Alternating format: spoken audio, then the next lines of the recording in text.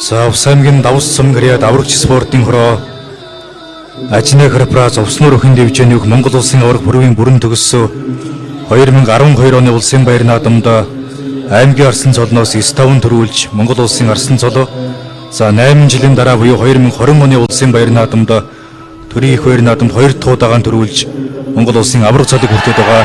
За суугаад хонгоцсон доо цаар хонготойгоо нэрээс гэж дахин удаагаар гişin суулгачлаа. За өргөн нэгсэлэн цагаануураас төрийн наадмын дөрөв үзүр энд одоо тодорхондоо төрийн наадмын дөрөв үзүр тарж ирж байна.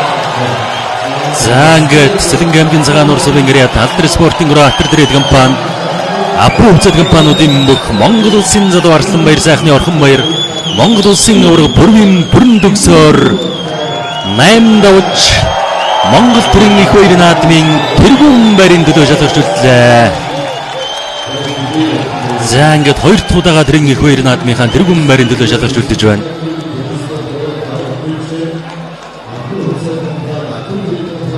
За улсын Арслан орхон баяр авраг цол хүртэхэд ганцхан даваа үлдлээ дээ.